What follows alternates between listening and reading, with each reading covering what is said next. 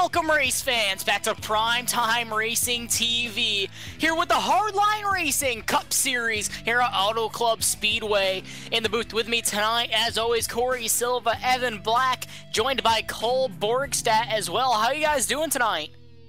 I'm excellent, thank you for asking. I'm doing great, thanks for asking. Doing great, thank you. We're at the Auto Club Speedway yet again. We showed you the Contender Xfinity Series on Wednesday, back with the Cup cars today on Friday night. A lot of the same guys, but a few different faces as well. So we'll get some times on the board and see what these guys can give you tonight. Hopefully the start's a little bit better this time. Yeah, I've got faith in these guys. That was a freak accident on Wednesday. Going back to recap just a little bit, the start of the race showed a huge pile-up right off the drop of the green flag, and very rare, especially for this league. But it's racing, and it happens. I think these guys will be fine tonight. I think we'll see a long green flag run. Yeah, we saw last week at Atlanta a lot of long green flag runs. The Xfinity car, it does present a different set of challenges. It is an underpowered car compared to this machine, but I think these guys will expect a little bit more wheel spin maybe on the restarts and the initial start, and I think just being that it's a longer race, I don't think there'll be as much impatience.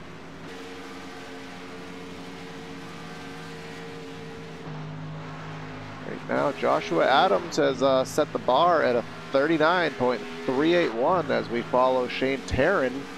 Remember, he had a pretty good run at Atlanta last week. Yeah, and he was fastest in practice. We'll see what he can do here in qualifying. 3 and 4, he really had a good turn there, right down to the white line there. This looks like it could be a pretty good lap. No, he's backing out. Yeah, maybe he was not happy with that lap and he parked it before the start finish, so while that lap is wasted, he still will have lap 2 to run a new time. And very on the fly thinking there by Taryn. Yeah, it looked like he might have got just a little bit loose in the center of 3 and 4. I didn't see if anything happened in 1 and 2 or not. But that kind of shows right there that he wants to start as close to the front as possible. Naturally, you always do, but perhaps he's thinking about track position being extremely important and just needing every position possible off qualifying.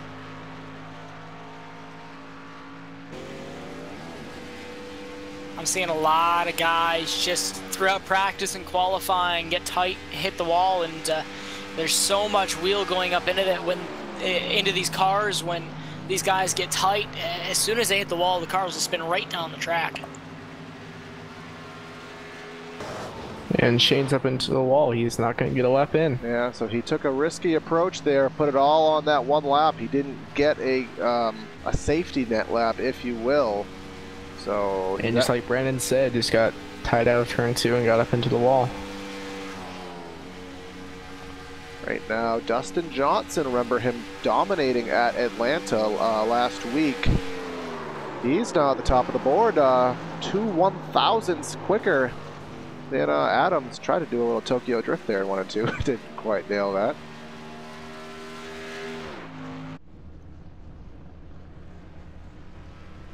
Right now, looks like Corey Blevins, he's coming off of turn 4, into the wall.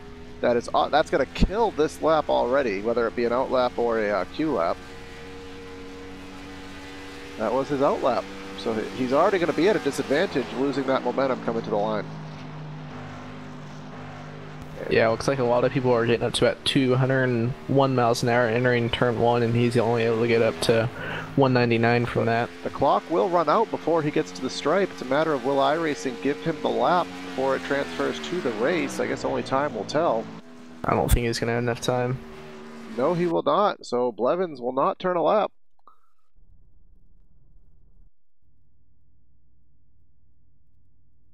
So as we hit the grid here, we'll give you the Primetime TV starting lineup for the Hardline Racing Series Cup League at Auto Club Speedway. On the pole today is Dustin Johnson in the number 2 machine, running a 39.38.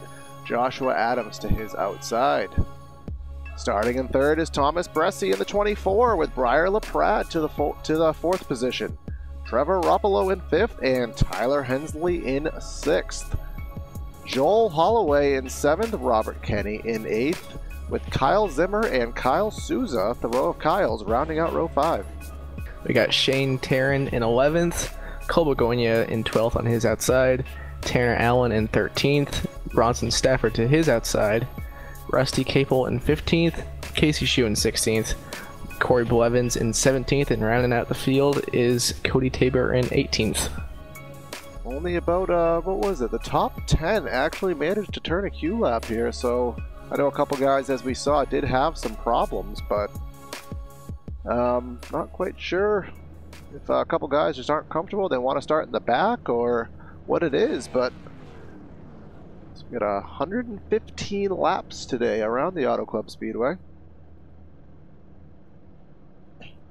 Track conditions, it is 78 degrees in the air, 104 degrees on the track, so a little slicker than normal, but nothing out of the ordinary, if you will.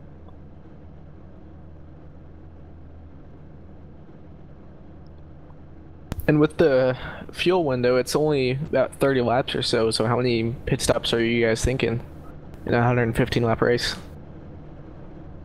By pure mathematics, it'd be 5, but I'm going to expect some short pitting because I know the tires do melt off pretty quick, so depending on yellows, maybe 7 or 8 cautions. 7 or 8 pit stops, excuse me. And just as you noted, we have a 75% fuel load in these vehicles, so that equates to around 30 laps or so, roughly.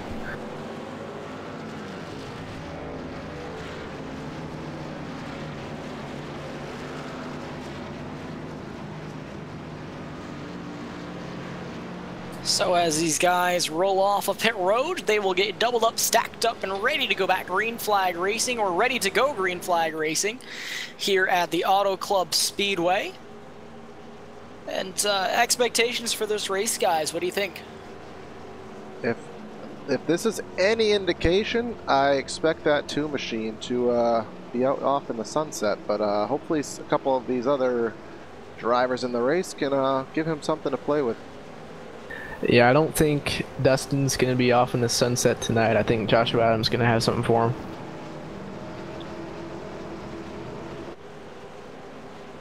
I'd keep your eyes on that number 12 as well, Briar LaPrade. I think that he could have something for these guys as well.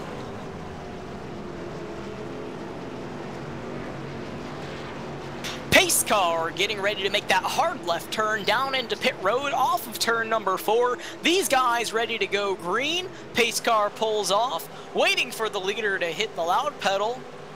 Green flag. And green flag is in the air. They're underway at Auto Club.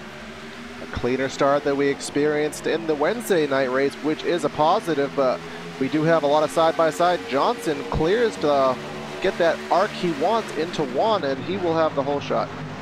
Yeah, Adams did not get the start he wanted. He's going to be back there, about to lose 3rd position, and there's a wreck behind him. You will have a caution. Caution flag is in the air already on lap 1. Oh my. It's the 10 of Robert Kenny.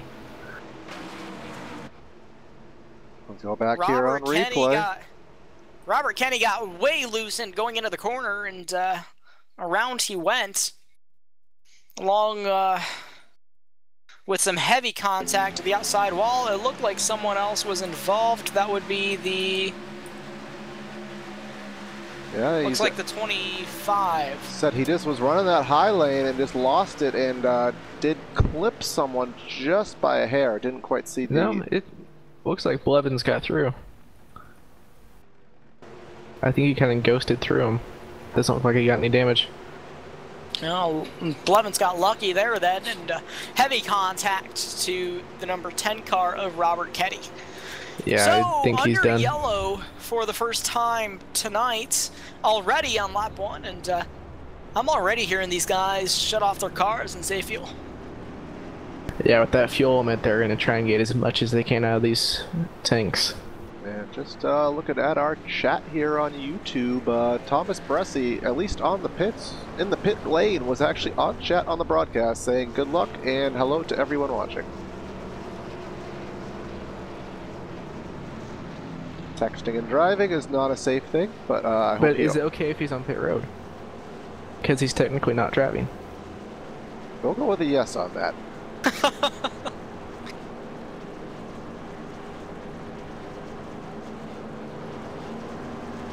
It's kind of interesting, Robert Kinney getting that loose when they weren't even fully up to speed. Yeah, I think he tried turning down into the corner too hard, just in a groove that has not been run in yet, and he could have hit the marbles or something at the top of the track and just sent the car right around on him.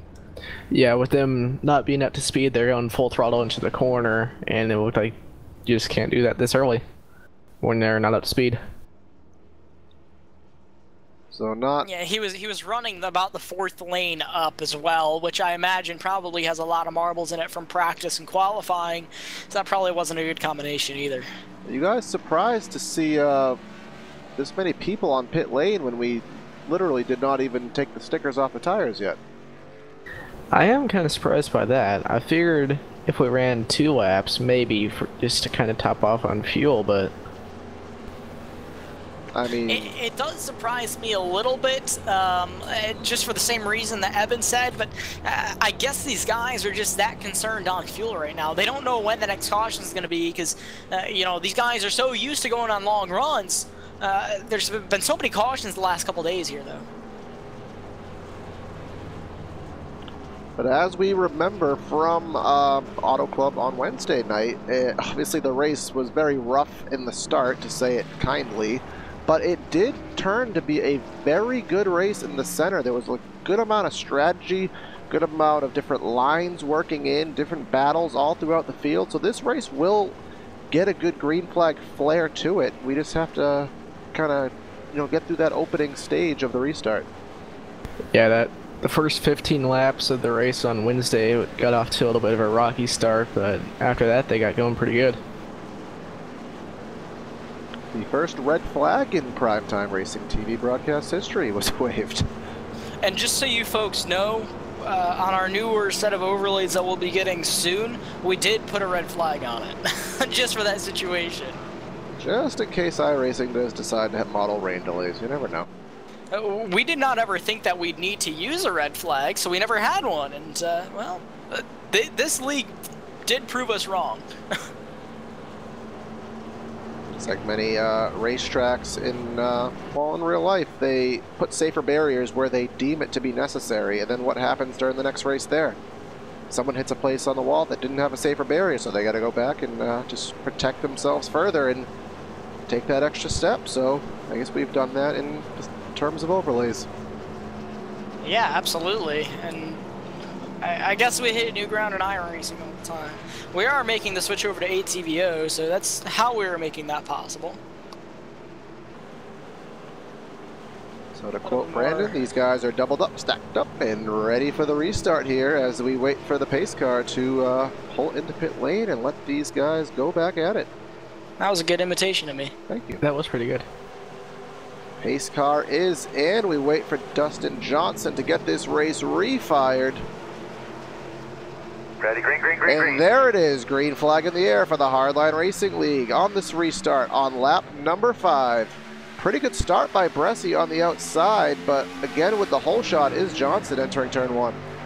Hard on the bumper is the 12 to the 24, trying to get the best run they can down into turn 1.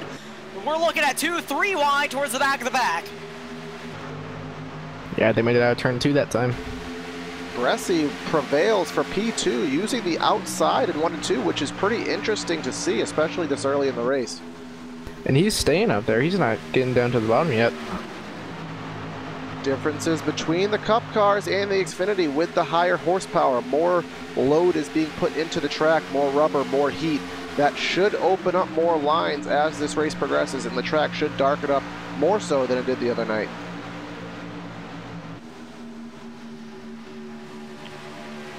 See, Johnson actually ran all of 1 and 2 in the second lane there. Bressi tried running a little bit lower to gain any kind of advantage he could. still about 2 car lengths behind. You can see these guys, they've got so much wheel into it through the corners. I'm sure dealing with tight race cars already. The car wants to kick sideways just a little bit off the corner. And you can see it with some of these guys a little bit more dramatic than others. All right, we are side by side, 2 rows deep for about the 3rd to the 7th position. We have the 12 of Briar LaPrade, underneath Trevor Ropolo here. He will, as in Briar LaPrade, will take that 4th position through turns 1 and 2. Briar LaPrade did lose a couple of positions off the restart. Looks like he's gaining ground once again here on these leaders. Once we get some laps in, we can kind of see which driver is, what setup he has under him, what times he is running. We can kind of compare to see who is the faster car, but I can tell you up front right now, Bresci is taking a look to the outside down the front straightaway here, trying to get that side draft to pull alongside as we enter turn 1. Side by side for the lead, going down into turn number 1. Advantage goes to Johnson on the inside. Bresci trying to fight back in the second lane. Doesn't quite have it yet. Maybe trying to pull off a crossover, not quite, but he is still showing a little bit of a peak to the outside. He'll pull back in line. Yeah, Johnson did a really nice job on the bottom 1 and 2 to be able to get an exit as well as he did. Bresci staying right with him, right in his tire tracks, right on his back bumper down the front straightaway, excuse me. On board with the 24 of Bresci here as he enters turn number 1. You can see it taking a little bit higher approach, trying to cut down off of 2, was not able to do so that time by, and will actually lose about a 10th.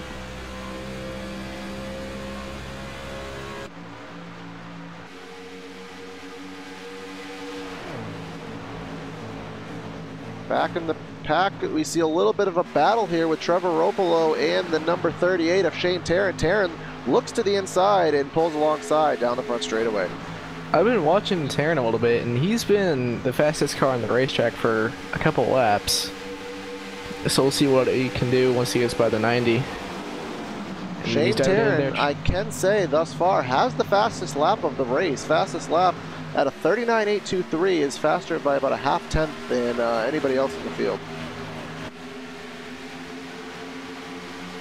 And then Ropolo is not giving up. He's bump drafting into turn 3, does back off and give him the space necessary.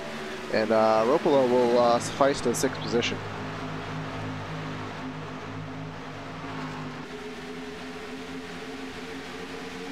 But the battle is not dying up front here. Bresci is still in the tire tracks of Dustin Johnson. Not quite able to do anything with him yet, but the two just, he must be looking in the mirror. Yeah, Bresci's a little bit quicker, but he just doesn't have the speed to get out there and get around him. And he seems very determined to make this pass on the top. As I say that, he goes to the bottom, and they're side by side to 3 and 4.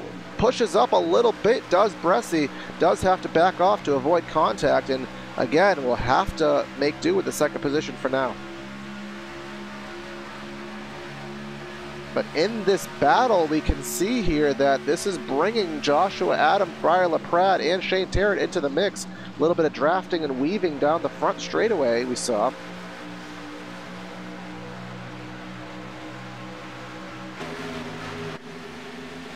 Briar LaPrade making a move for 3rd. Has a sniff to the inside, entering 3. He'll dive it down on in there, and I think Adams is just going to yield the spot and move LaPrade into the 3rd position. But here we come for a crossover off turn 4. Yeah, LaPrade, with just how much he dove it in there, he didn't have the grip to be able to get back to the throttle. And then a little bit of drafting game. Who does Tarrant decide to go with? He decides to go with the 12 up top. And then he will suffice, but here comes LaPrade again with the crossover off turn 2. LaPrade barely squeezes himself in there down the back straightaway. They're side by side once again. A little bit of side drafting.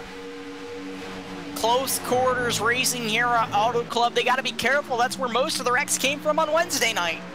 The two leaders are loving this because what was a 5-car pack for the lead has now turned into a 2-car breakaway and a significant gap back to this battle. Yeah, Shane Tarrant is trying to get around the 88 of Josh Adams right now for third. Or excuse me, fourth.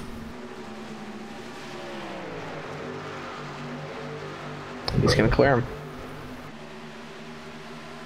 Briar LaPrade now in sole possession of the third position here. We'll see what he is able to do up front, if anything, to catch the two leaders at the moment. But we can say up front that Johnson has pulled out to a small lead, but a bigger lead than he's had so far this race.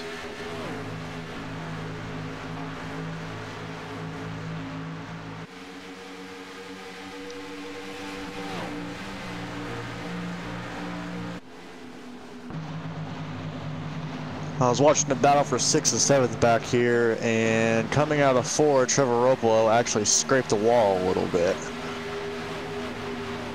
Yeah, he's got a little bit of right front damage. Something these guys are going to be dealing with all night. Some tight race cars here. There's a lot of wheel into it, and they got to be careful if they get up into that wall. The car is bound to shoot down the track and basically become a missile heading towards the inside wall. That's and cool. Into the wall. They're wrecking on the front straightaway. Hard contact into the outside retaining wall is Corey Blevins. No He's caution. smoking. Back here Will on league officials throw a yellow heavy smoke pouring out of the back of that vehicle? He's got to make it all the way around. He's staying in the middle of the track. Yeah, he never stopped on the racetrack. He kept it going. He's gonna... that I don't like. He's gonna make everyone go around him on the high side. right here on Primetime Replay, watching Corey Blevins here into the wall. As you said, Casey Shue did a very good job to avoid that, but the right hand damage into the wall did cause some terminal motor damage to the 25 machine, and as you said, he is I think here he comes into the pits this time by. Yeah, he had no choice but to come down pit road there. So that'll probably about end his night. So we go back up towards the front. Justin Johnson leading this thing, but Bresci hasn't fallen too far off the pace. And if you look back just a little bit more, those guys I think are actually starting to catch up to them. We'll bring up, for the first time today, the Primetime Battle Tracker. This time by, we'll see who is the faster of the two leaders at the moment. And as we get our scoring loop data, Bresci was actually slower by a mere 1/100th of a second. So, I mean, essentially, the two leaders are exactly running the exact same times. And someone who's faster than both of them is Shane Tarrant. He ran a 40.501. Yeah, which is a 10th faster than LaPrade. So we're about halfway, a little over halfway through what we believe to be a fuel run, which is about 30 to 33 laps, given that caution, which a couple people took advantage of. We should see pit stops between 15 to 17 laps, I would say. But that is assuming that we're going to run a full fuel stint. Right now, these drivers have dropped off about a second from their qualifying time right now. I don't know if that's enough to warrant coming early for tires. I do think they're going to have to do the whole fuel load. Yeah, I'm looking at Dustin Johnson's time. He's fallen off about 9/10 of a second from where he started this race.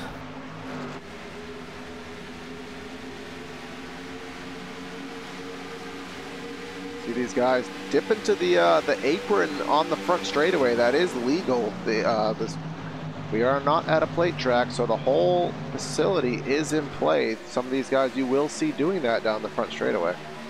And Briar Pratt was a full 1/10 faster than both the leaders. Watch out for that number 12 Ford Fusion. He is making his way up towards the front here at Auto Club. As we focus in on the battle between Bresci and LaPrade, we did see last time by the 2/10 advantage that LaPrade did own, and this is bringing the whole lead pack back together. Taryn right onto the back bumper of the number 12 of LaPrade now. Is he going to try to make a move? But watch out for the lead here. Bresci has kind of gained some new life on Dustin Johnson here. Took a look in 1 and 2 a little bit, but he's right back there. And watch out, Johnson. You've got a 24 in your mirror. Yeah, and Bresci's going to have company here real soon from 12 at LaPrade. Very interesting to see that the guys are coming back together at the end of the run. Usually as the tires wear it later into a run, you see it really spread out, but we're actually coming back together. I think the draft has a huge play in that, Corey. As these guys start to slow down a little bit, the draft kind of takes over. It'll pull these guys right in close together. Yeah, the top 5 are within a second of each other. As Shane Taryn is making a move for 3rd right now. Side by side for 3rd place, going into turn number 3. The 38 down low, 12 on the high side. Taryn with the advantage down low so far. Evil Motorsports Toyota to the inside. Snap-on Ford to the outside. They are breaking even down the front straightaway here. Here we come to the line. Still a break even. We'll see who gets the advantage in 1 and 2. I think Shane just let him go a little bit. Yeah, it is early in the race. While we are 23 laps in, we still have 92? 92 is a good number. Yeah, 92 laps to go. Quick math. Which is obviously a ton of racing, over 180 miles left in this race, so no need to overly battle at this juncture for a spot. But here we come. First set of pit stops right here is Joshua Adams in the 88. He comes to pit road on lap 23, coming to 24. Now, we estimated earlier that we can get probably about 30 laps, but we figured that these guys would short pit, so it is about in that window. Now, he was running, if I remember correctly, in the top 5 or close to it. So does that running 5th. So does that drag any of these other top drivers into the pits a little earlier than expected? Maybe a little bit. I think tires will be a big concern here today, but it doesn't appear that any of these guys have any thought about going into pit road this time by. Something else that we talk about, actually I'll cut myself off here, as we do have a battle for second now. Bresci now has LaPrade to the inside, as LaPrade was kind of playing with the apron as we talked about. Entering 1 and 2, the 24 able to drive it in deeper with that arc on the outside, but with the shorter distance on the inside. I believe LaPrade is going to clear. Yeah, LaPrade backed up the corner a little bit and was able to get on the throttle a lot sooner than Bresci was. What I was about to say before that battle is something we talk about week to week here on Primetime. The dynamic track, if you, especially in 1 and 2, can really see that track starting to rubber in. That's not just a visual effect, it will start affecting how these drivers have to race this track. And it's only going to get darker and more slick, and these drivers will have to take maneuvering to get the most grip out of these cars.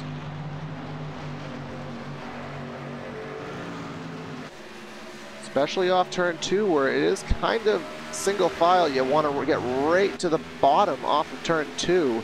You can really see that darkening there, so it is going to start slickening up, and you may see some guys playing around with their lines to maximize. Yeah, right now you want to get down to that white line on the exit. Kind of doing a white apex. Bresci starting to drop back here. Here comes Taryn. Taryn looking to the outside here at the end of the front straightaway, entering 1. Let's see if he can dive it in there, maybe to get alongside. Not quite. He's running the highest line we've seen thus far, is Taryn. I don't know if that was intentional or not, but He's getting a pretty good run off the corner from up there, though. Still think the bottom's the place to be, though. But the fact that he did kind of hold even does show that maybe it's already time to start playing around a little bit. It's always better to do your testing earlier in the race to know what you will have to do later on. Yeah, absolutely, and you gotta know what those tires will be like if you push them, and that's not something that you want to experiment with late in the race. Now, something to focus on also is the number 88, the first guy to make a pit stop. He is right behind these guys, coming off turn 2 right now. So he is 1 lap down. He's going to want to get by these guys as fast as possible to relap himself, just in case the yellow does come out. Yeah, he's going to have no issues getting up there and passing them. He's so much faster than them right now. He's just flying by them.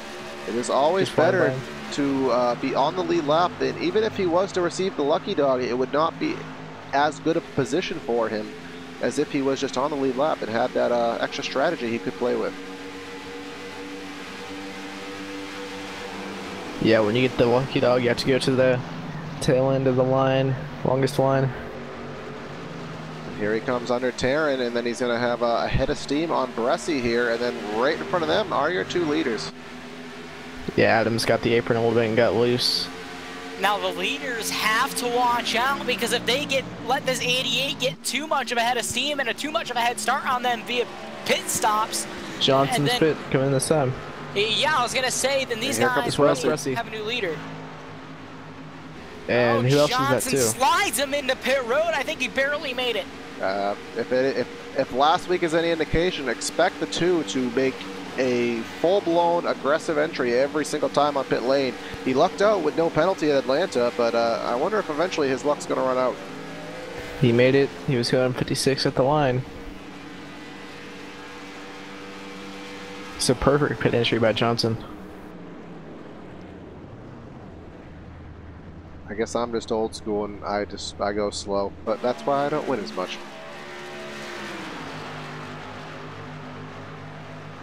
We do have obviously about probably 8 more drivers that do have to pit. Right now, LaPrade in the 12 has inherited the lead through that pit stop. We do expect, and we kind of know for a fact, that Joshua Adams will be the leader at some point. It's a matter of how big is his lead going to be, and how will his tires, how quickly will they just degrade, allowing them to catch back up. Yeah, Adams is really not too far ahead of Johnson right now.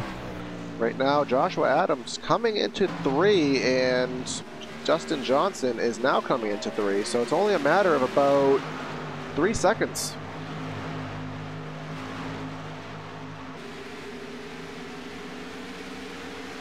But Johnson's about to re-lap himself, as he is about to pass Brian LaPrade here. How long does LaPrade stay out? I mean, he's only going to have, I'd say at max, 3 more laps left in the tank. Yeah, he's going to have to come down real soon. It's a matter of if he did. No, he did not pit, so he is on his original fuel load. He did not top off under that lap 1 caution. Yeah, I think he's going to have to come down this time.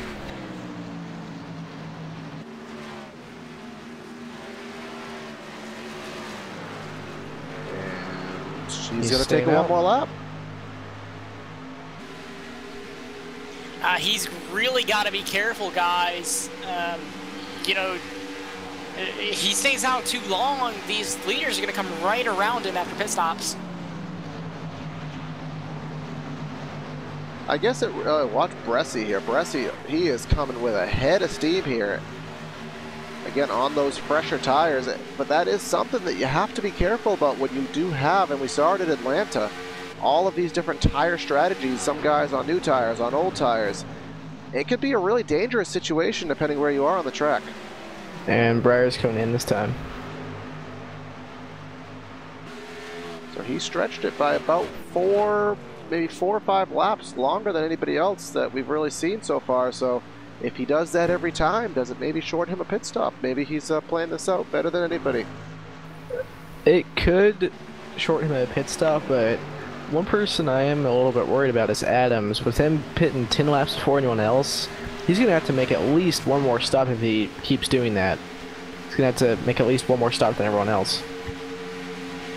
That is very true. At the moment, your leader is Bronson Stafford in the 39 machine. He still has yet to pit. He's coming down this time. Just as I say that. But again, anybody at this point, whether you pitted on lap 1 or you didn't, I mean, there's no way anyone's going more than about, probably this is the maximum, I'd have to say. Shane Terran is still out on the racetrack. Can you check one of your fancy overlays and see if he's pitted, if he put it on that first caution? Yes, he did already pit, and his lap time is down to a 41.78, so he's a full 2 seconds off of the guys on fresh tires now. So that is when he does pit. Remember, he was right in that lead pack. So when he does pit, he is going to have, oh my God, look at LaPrade running the apron. Going to the apron. That does work in real life, wow. Not so much on iRacing, but LaPrade did pull it off. And Shane is staying out one more lap. So right now, based on He's been out there for 30 laps. Based on the fuel estimates that we were given, I think this is really pushing it. We were told 30 to 35 laps. But that was with 3 laps of caution in there. We know how cautions equal an extra lap or 2. And he pitted under that cycle. So he's probably been green. Yeah. He's probably been going for about 30 laps now. And he's coming this time, I think. Yes, he is. Yep. But, and again, we just talked about it with, I can't remember which driver it was. You're going to maybe save yourself a pit stop, but with the time you lose on those little tires, does it equal out in the end, or maybe even work to your negativity? I think if you have to make an extra pit stop than everyone else, it's not going to work out.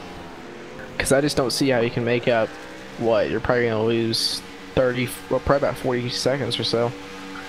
I don't see how you can make up 40 seconds just from having fresher tires. But then extra 5 or 6 laps each time, you're losing about 12 to 13 seconds probably in that. So, but that's why you have to stay tuned. So let's see now, excuse me, Dustin Johnson now is coming off turn 2, and Joshua Adams, well, he's behind him. Yeah, so Dustin Johnson, while we were watching Taryn, has taken the lead, and remember, he has about 5 or 6 lap fresher tires than Adams. So, as I said earlier, it looks like Johnson's going to be off in the sunset here, at least till maybe a caution perhaps comes out, but maybe not. Yeah, Shane is just now entering 3, so that's how much time he lost. Yeah, these guys, maybe he learned from his lesson, but these guys just got to be careful on how late they pit compared to everyone else. And just for perhaps Evan and Brandon, you perhaps, I think you could maybe tell us who won that stage. Remember, stage racing is a thing in this. And that was, I believe it was Shane. I believe. So I wanted to say it was 35 coming to 36, so we're about 2 laps into stage 2. The stages do occur under green. The points are given with the lap 35 lineup, but the race does continue under green. So it's 35 coming to 36? Yes. Stage 1 winner will be Shane Taryn. So there you go. We forget about that. It's not something on iRacing you hear too much of, but where a lot of these leagues are trying to be as realistic as possible, they are implemented. So that is exactly why Shane Taryn stayed out that long. Yeah, he stayed out, got that stage win, and then came back to pit road, or came down pit road. It's a good strategy. See, glad I remembered that.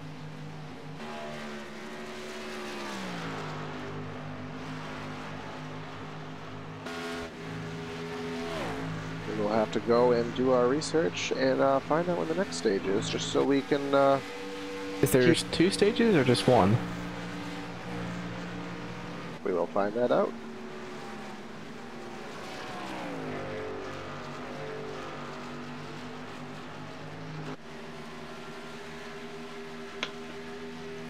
Right now, Dustin Johnson, he is about 1.5 seconds up right now.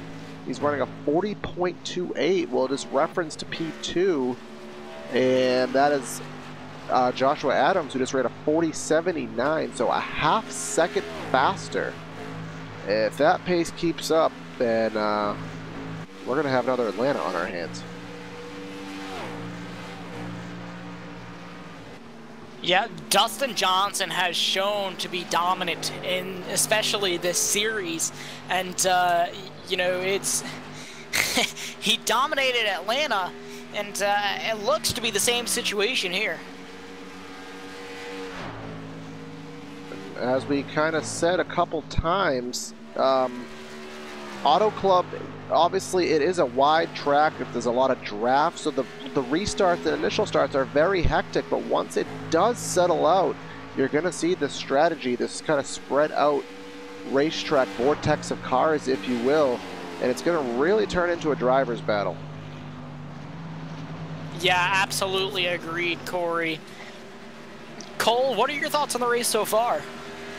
I just went down to the officials room and asked the league admin, there is just one stage and it is 45 coming to 46.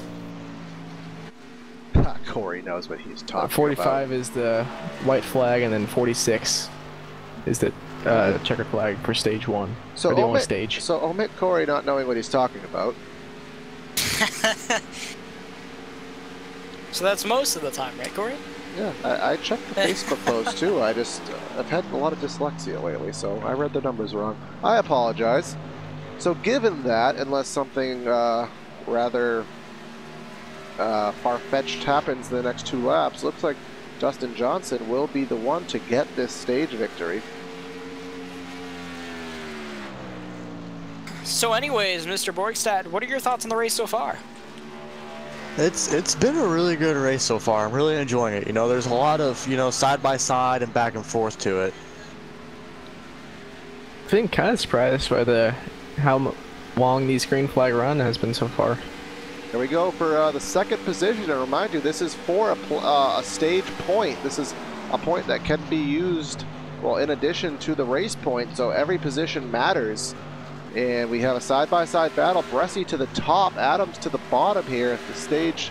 2 laps left in this first and only stage. Bressi will clear on the outside.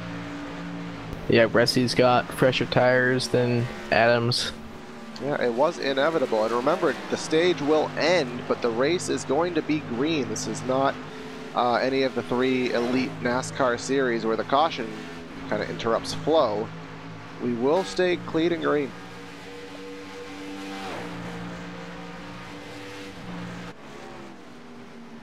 So stage 1 winner looks like it will be Dustin Johnson.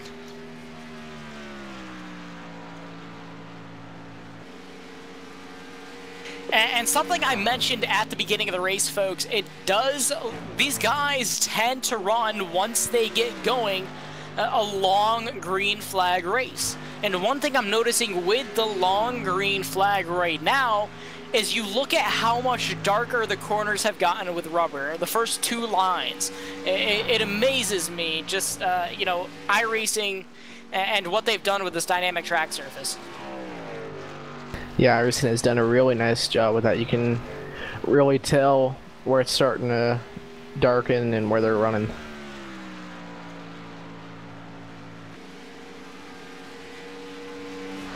So while things have settled out here, and we do have a little bit of a moment in between pit stops, we're going to go to a side-by-side commercial break here on Primetime Racing TV. Stay with us. We'll be right back.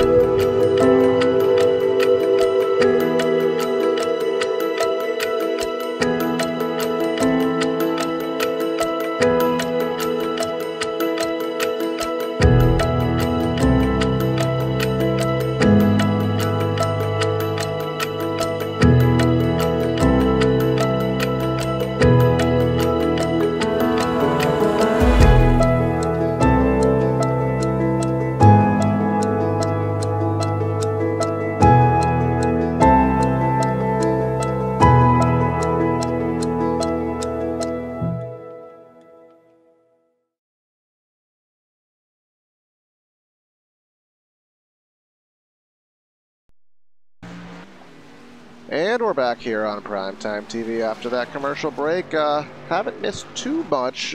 Johnson is now out to a 3.5 second lead over now Thomas Bresci.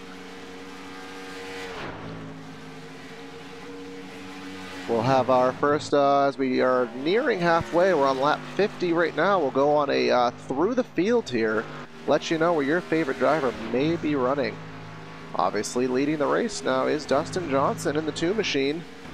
We have Thomas Bresci in second, Briar LaPrade running in the 3rd spot, Trevor Ropolo running in the 4th position, followed by Joshua Adams, Shane Tarrin, Bronson Stafford, Cole Bagunia from the P1 Wednesday night, Kyle Souza, and rounding out the top 10 is Kyle Zimmer. Rounding out the top 10 is Casey Shue. I do believe. Nope. That was deja vu from a couple weeks ago. That's deja vu from a couple weeks ago. Always trust my information, Evan. Mine's up to date. Yeah, because mine doesn't update until it gets to the line. So as I continue, Joel Holloway is running 11th, Casey Shue in 12th, Tyler Hensley in the 13th position, and the only other car on track right now is Cody Tabor. Well, he's not on the track, but he's still on the racing surface, yes, kind of. He's able to drive if damage is fixed or he chooses to. He's in the 15th. But skipping one, Rusty Capel is out of the race right now in 14th. Corey Blevins out in 16th. Robert Kenny, remember he spun and turned 1 lap 1. And then Tanner Allen, I don't believe he took the grid at all. So yeah, he did not start.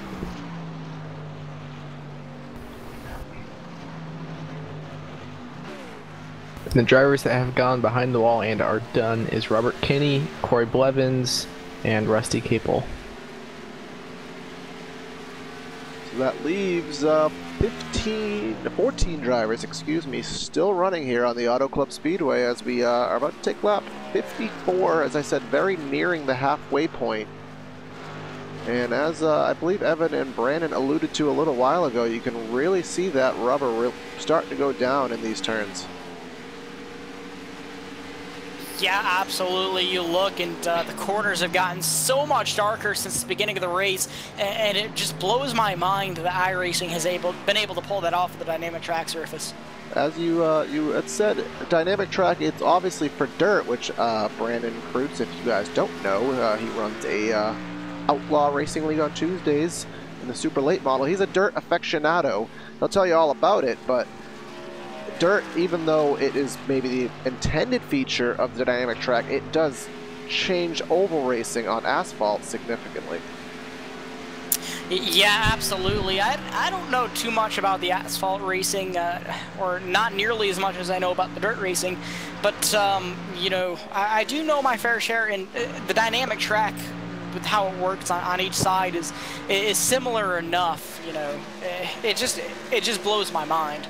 Yeah, on dirt, it's a matter of the track starts off muddy and moist, and as it runs, it dries off, and eventually, in real life at least, rubbers over. So you always want to find wherever that last bit of moisture is, that's where the grip is. On asphalt, the track rubbers in and it heats up, and when it heats up, it starts to slicken off, and you lose what you had earlier in the race. So you have to find that cooler pavement, that part of the track that hasn't been driven on, which is why the drivers start to move up over the course of a race. Just try to find that cool track, try to find that grip. I've been watching lap times, and Briar LaPrade has been a lot faster than Dustin Johnson by usually around 2/10 or so a lap. So we'll bring up the battle tracker right now and kind of proving the point you just stated, Evan. Last lap, about almost 3/10 faster was LaPrade, the lead down to 2.5 seconds. He's running a little bit of a different line than Johnson is in 1 and 2. He's moving up the track a little bit. We'll leave the tracker up here for about a lap or two. We can kind of see the live interval change and the laps. That last time by, LaPrade still had 2/10 on Johnson, so he is closing towards the end of this run, and the second round of pit stops should be happening anytime. Yeah, looks like just Joshua Adams is coming down pit road right now. Remember Adams, he started the pit stops the first time by pitting significantly earlier than anybody else. Almost slid too far in his pit stall there, but did make it in. Johnson came down pit road on lap 30, so I would expect to see him on pit road in 1 or 2 more laps.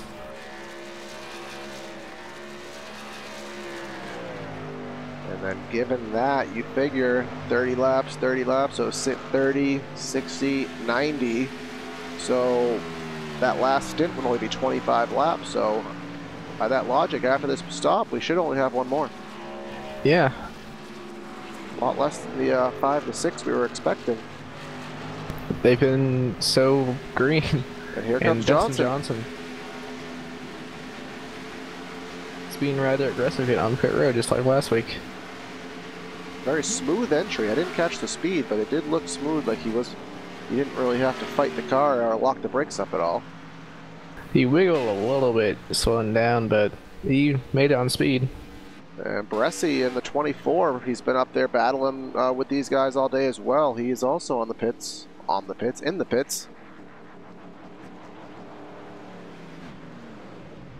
So these guys, once again, pitting some of the first ones to pit, I believe, and that should play out to their advantage later on in the run.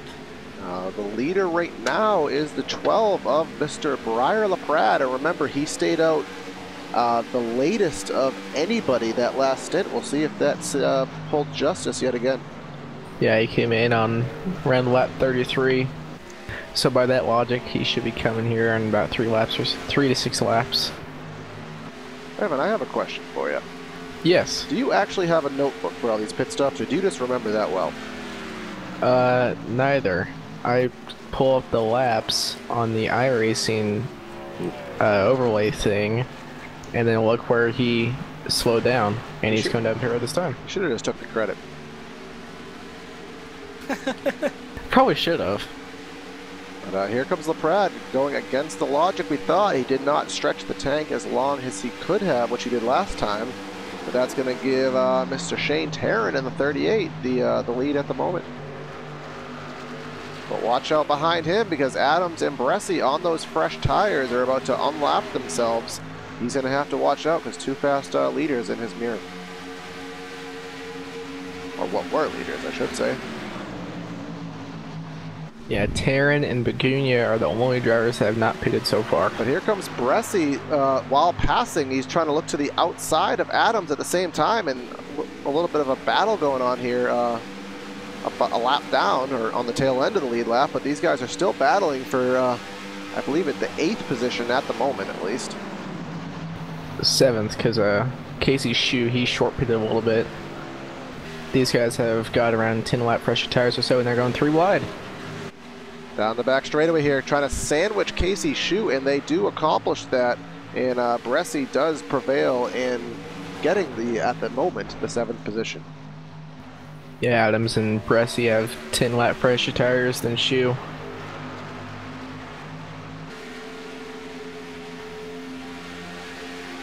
The 90 of Trevor Ropolo is on the top of the racetrack now, as these drivers are trying to navigate around him. I do not believe he has made his next pit stop.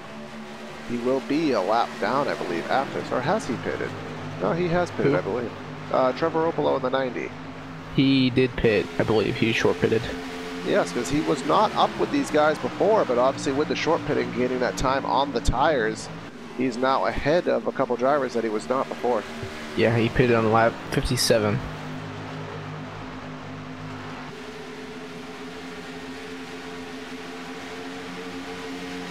Lap 63 in the books here, and if my math is correct, is that halfway, or are we already past halfway? No, we're already past halfway. That was lap 57, yes, 58. We didn't call that out, but we are now past halfway here in the Auto Club, Jesus, Corey, what's wrong with you right now? Auto Club 230, let me check the graphic here, for the Hardline Racing League Cup Series, live here on Primetime Racing TV. Hope you are enjoying the broadcast If you haven't done so, please like and subscribe to us. We are growing. We've seen a lot of new subscribers here in the past week. We would like that trend to continue, so if you have not done so, please give us a help out. Hit that subscribe button. Yeah, we appreciate any of the likes and subscriptions that are coming in, folks. It motivates us and it keeps us going, and it really means a lot to us, so thank you. Right now, Dustin Johnson has a 5-second lead over Briar Pratt, and that will be the 2 leaders once everything cycles through. But LaPrade has been a little bit quicker than Johnson. Forgive me because I already forgot. Which of the 2 pitted earlier? I want to say it was LaPrade, but I'm probably wrong. It was Johnson. See, I was wrong. But remember, by the looks of that last run, LaPrade seems to have a better long-run car, but if he has that big of a deficit, even a better long-run car is not going to be able to eat that much of a gap up. Johnson pitted on 58, LaPrade on 60. So he's also got 2 lap pressure tires.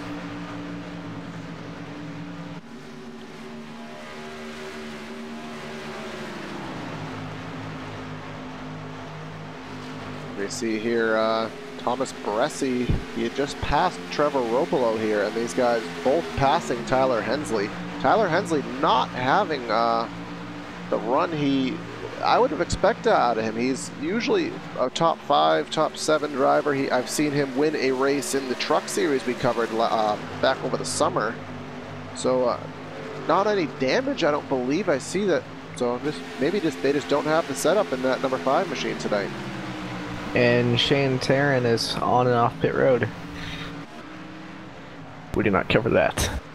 Yep, Tarrant merging back here on the back straightaway at the moment. He's completely kind of in a bubble by himself here. Nobody really anywhere near him, which I guess that's kind of the ideal situation. Yeah, he's about half a lap behind our leader, Dustin Johnson. And looks like Cole Begunia has come down pit road this time. Yep, so this will complete the 2nd cycle of green flag pit stops here.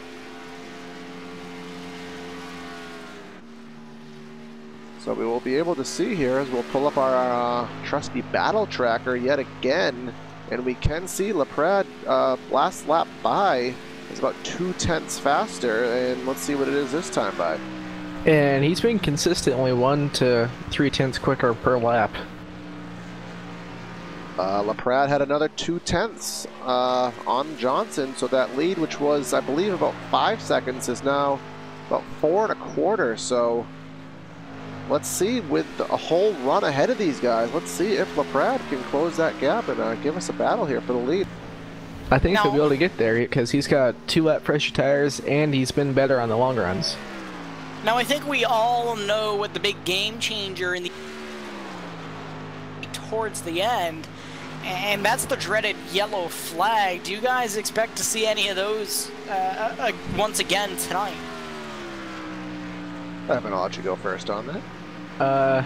It's not really looking like it's gonna be another caution, but I wouldn't mind another caution to kind of get everything back together and make it possibly a little more exciting.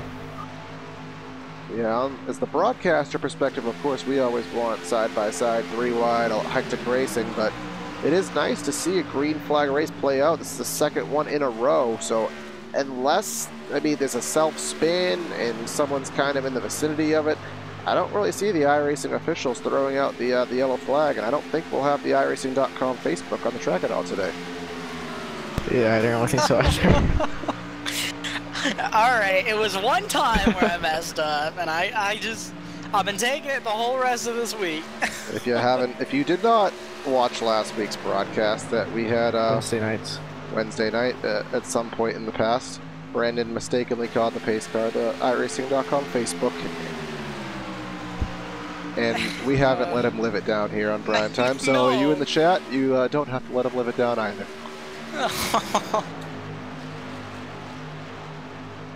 Thank you, Corey. And GOM in chat comment, he says green flag racing is awesome. GUF, we saw you last week too. Thank you for being a loyal subscriber to Primetime here. But yes, we do agree, this green flag racing, especially when we do have these authentic battles, which are kind of shaping up here. The lead battle is now down to 4 seconds. So already 3 more tenths has been cut in since last time we focused on it. But this is exciting. It doesn't have to be 2-3 wide. Now we have a whole race to play out, and potentially this could shape up to be a lead battle at the end.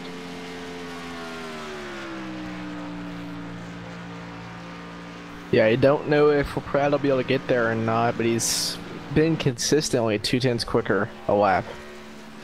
And then it's a matter of where the easiest place to gain and lose time is on the pits. I mean, you're obviously at the mercy of what your pit crew does for you, but you can do a lot as a driver on pit entry and pit exit.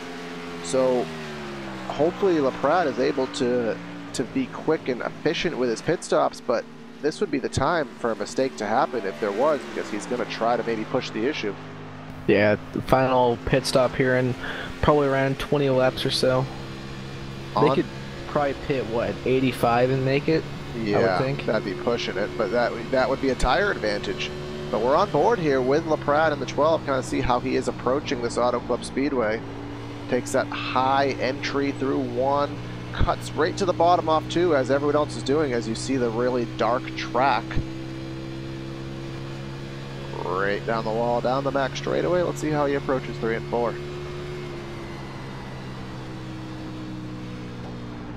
Again, kind of the same approach, not as dramatic. He's a little bit of a higher entry. Doesn't cut right to the white line, stays a little bit higher. I wonder if that's to maybe get some grip because the bottom is a little slickened out.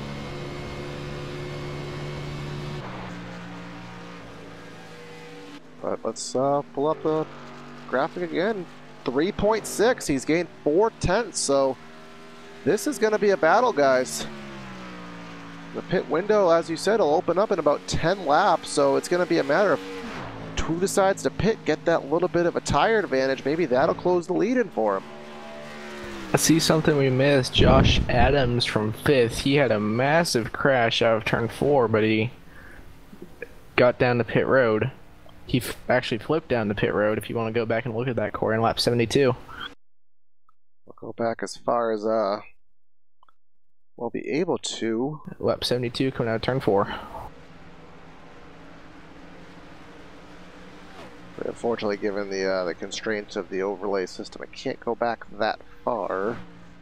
Oh, I will try to. Ah, here we go. What do you know? We have the technology.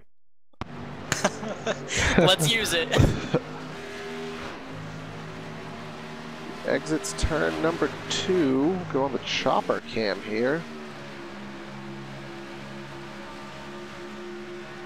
Remember, Joshua Adams was running as high as 2nd in this race. He was very competitive on different strategy, however.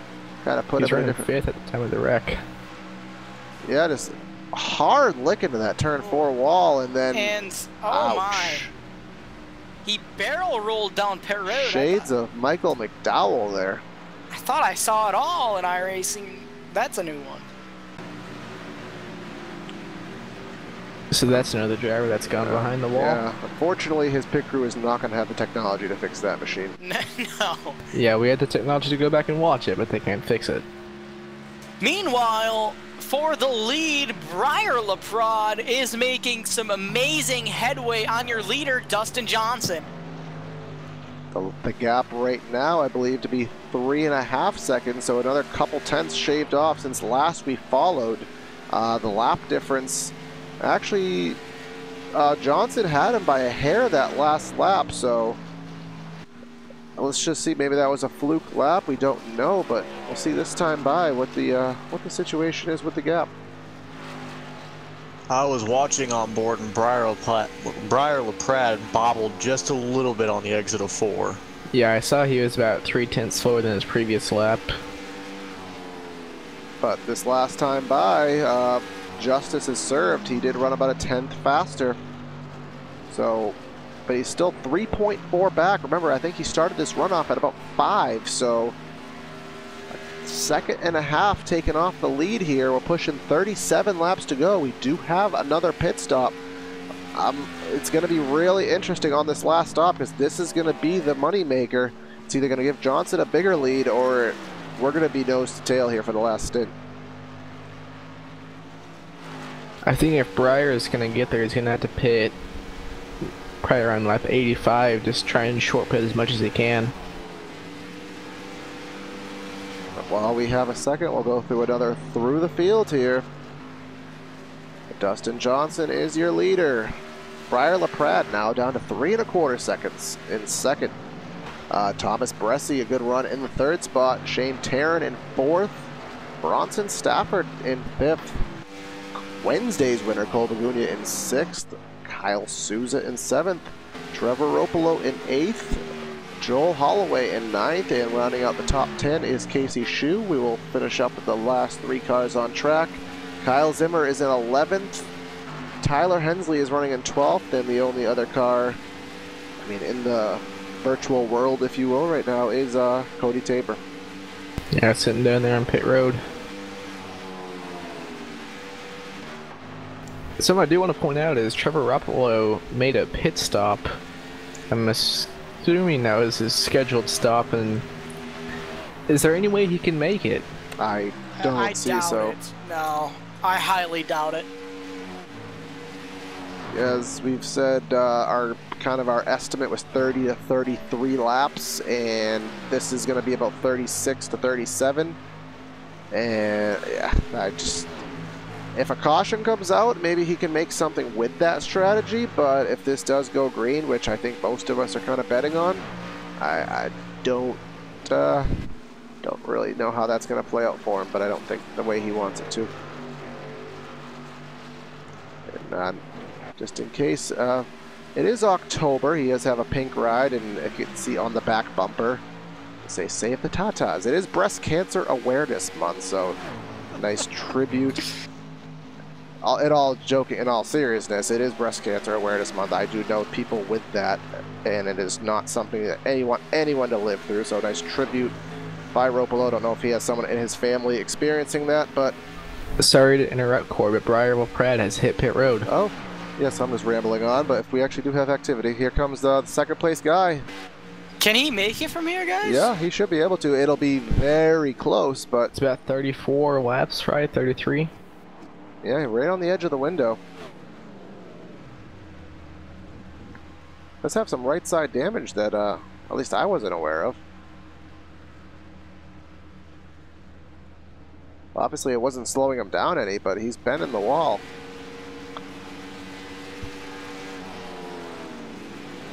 So now let's focus on Johnson. When does this drag him to pit road? Because automatically, every lap that he stays out, he's going to lose 2 seconds of time to LaPrade upon him eventually pitting. He got that damage the lap before he pitted, and I am a little bit worried about that because that's quite a bit of right front damage. Johnson Thomas will stay Bresci out. hit pit road.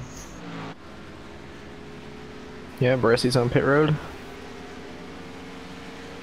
We'll have to follow Kyle LaPrade. Souza on pit road.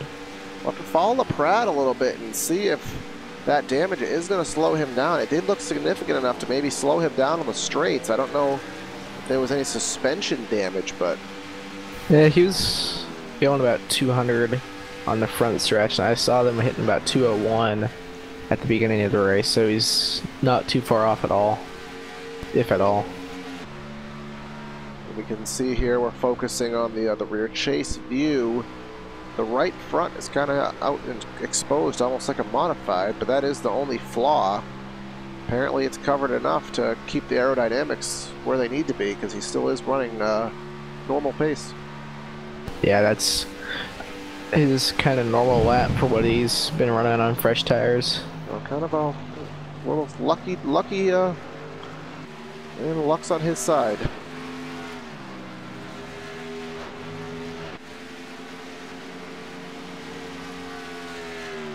Johnson can probably go about 5 to 10 more laps. He put on lap 58, but will he want to is the question. He needs to come soon. Right now, we'll see what his last lap will be as he crosses the stripe. 41.3. Briar LaPrade, a 40 flat, essentially. So he lost 1.3 seconds just in that lap, and there's been about 3 laps of LaPrade on pressure tires. Spinning into the pit lane.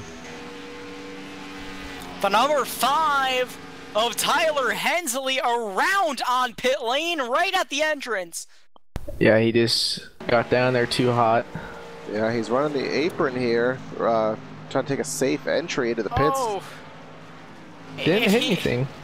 Well, yeah, almost backed it into the pit wall. Did he lock the brakes up, maybe?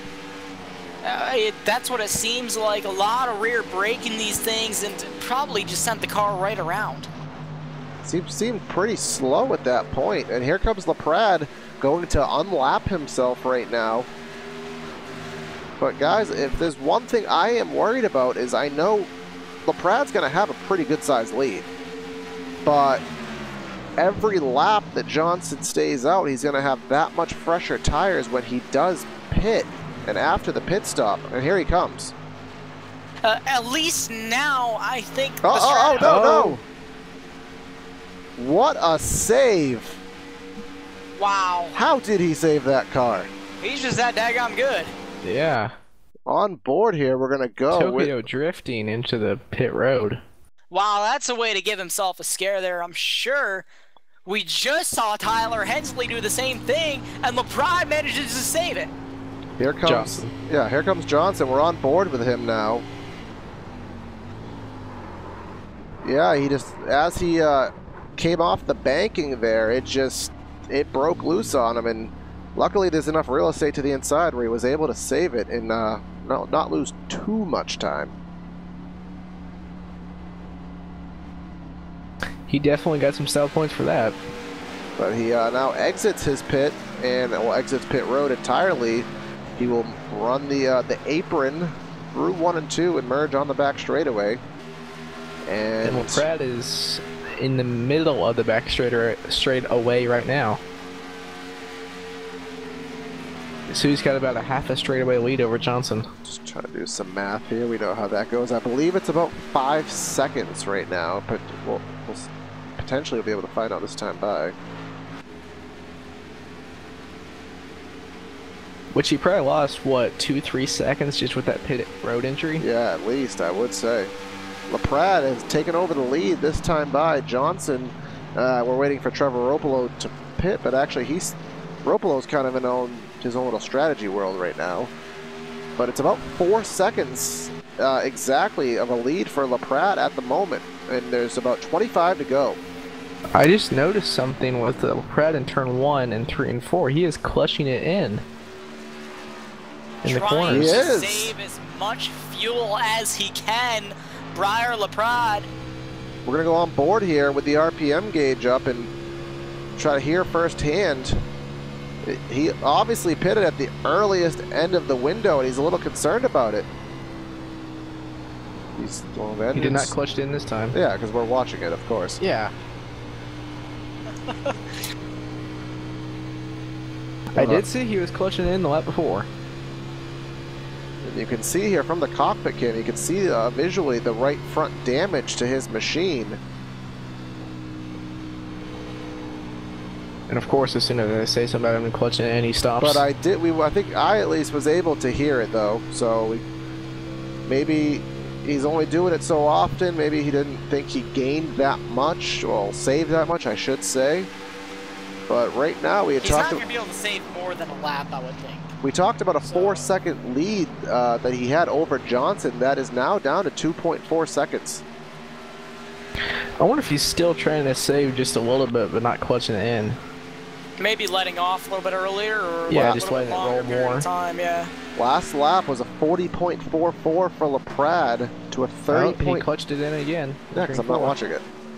To 39.96, so he was a half second slower than Johnson, but we don't know how much of that is tires and how much of it is fuel saving.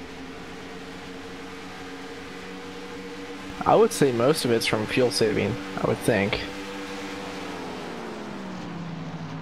He is not clutching it in 1 and 2.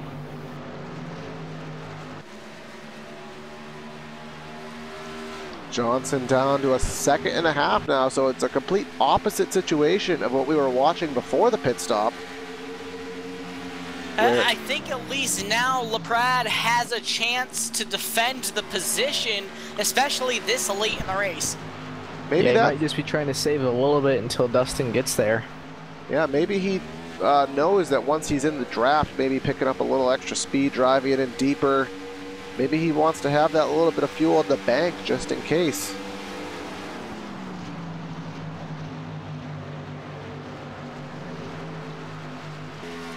Yeah, Dustin Johnson is coming with a full head of steam, and you can tell that the 12 machine of LaPrade is definitely trying to save fuel.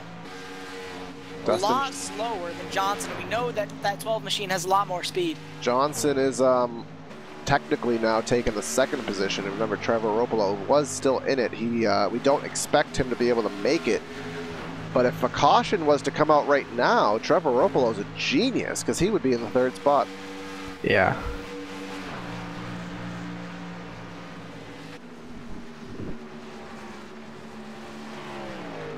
GOM in chat asks us to take our picks on the winner of this race. He does pick Dustin Johnson, and I think that's a pretty safe bet at this point. Yeah, looks like maybe for the lead here, Johnson right at the back bumper of the number 12 machine, not going to be able to get anything done that time. Taking the higher approach to the top of the groove there, but that's going to give him a good run on exit, and here we go, side by side for the lead off turn 4. Johnson easily gets by him for the lead. No, not quite. LaPrade's going to fight on the outside. Doesn't quite have it, whether it be momentum because of the damage or just that much better of tires in a car, but give the lead to the number 2 machine, and it's going to take a caution because right now, and I called it this earlier in the race, I think Johnson's going to... Oh, there's a caution. LaPrade spinning around down the back straightaway. Is this going to throw out a yellow? Is he going to... Caution flag. Uh-oh, this should be it. Here it is. Caution flag is in the air now. Finally, fellas, we Brian LaPrade around the back straightaway. He was your second place driver. And this changes everything. Remember when I said Trevor Ropolo's a genius? And now he's going to be in second. Yeah. Yeah, he just lost it over the bumps there off of 2 and just loop-de-doop-de. Loop-de-doop-de. Loop-de-doop-de.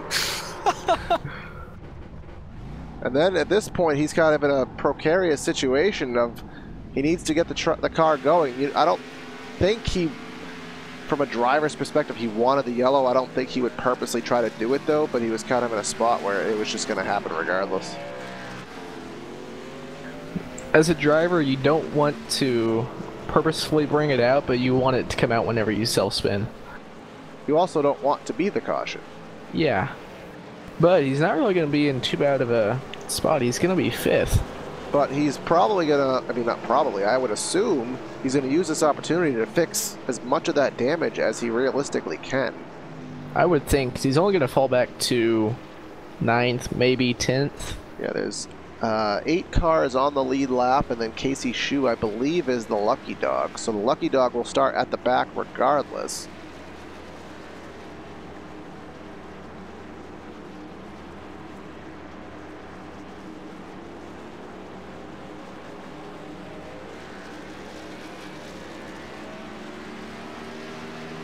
It should be 4 tires. I mean, some of these guys might take fuel, some might just take a splash. It all depends how you want your car to drive and how it drives for you on a light fuel load.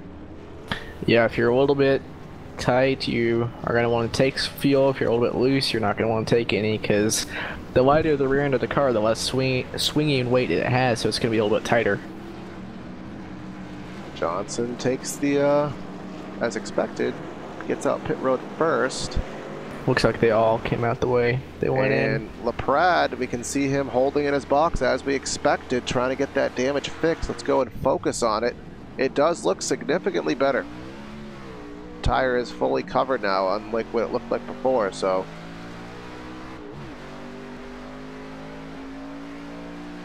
I was actually listening to the radio scanners, and right as the yellow came out, Oh, who was it? Was it Casey Casey Shue Shue? was actually getting ready to pit, and he said right as the yellow came out, he was just about to the commitment line, just yanked the wheel back right and went back out on the track. Very quick thinking, and it's very hard to think on the fly like that and to act on it in that way without losing the car. A lot of times if you do that kind of move, you might just spin it right back on the track, but worked out in his favor for Casey Shue. But we will take this opportunity, assuming that it's not one to go. Yeah, we'll take a very quick break here, and we'll bring this last 20 laps to you. Stay with us.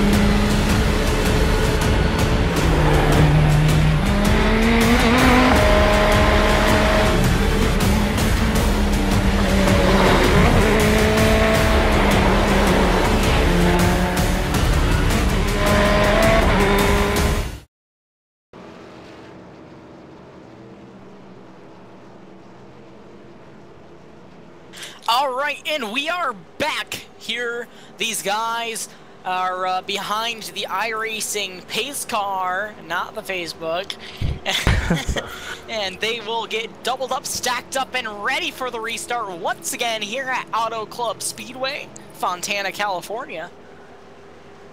So before we go back to the green, who you guys gonna take to win this thing? I'm gonna go with the 24, Thomas Bressy. Ooh, I'm still gonna go with the 2 here, but where it's a shorter run, I mean, let's see if someone can hang on the shorter, you know, someone might have a short run car, might be able to prevail. Words, Corey. English. English is hard. I would have taken Dustin, but it'd be too easy just to pick him. It's like picking Truex to win a mile and a half. So pace car pulls off into pit road, and these guys ready to get back on the throttle. Green flag back in the air. They're underway once again at Auto Club. Pretty good start there by Ropolo on the outside lane. I mean, he's not completely even, but it's very hard to even get that good of a start. So good job to him. But here comes got a good real Bressy. start too. Bressy dives it in there side by side. Almost 3 wide for the lead, coming off of turn number 2. Johnson got loose. Oh, they're wrecking down the back straightaway. 66 is one involved. Briar LaPrade. Briar LaPrade once again involved, as well as the 66 of Joe Holloway. Caution flag is in the air once again.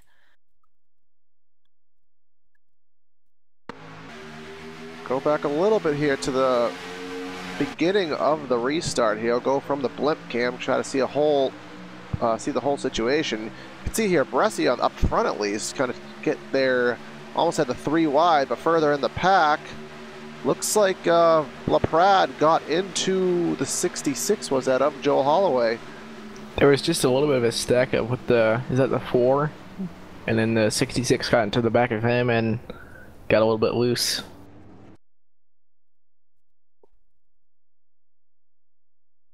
So it doesn't look like much damage to either one of those vehicles after that incident. So 66 kind of got on 2 wheels a little bit there, but yeah, I thought he was going up and over, honestly, and I'm surprised. The 12 has a little bit more front end damage than I originally thought, and I'm surprised he managed to stand all 4 of the 66. But given the scoring loops and when the caution came out and all that good stuff, Johnson was able to keep the lead there.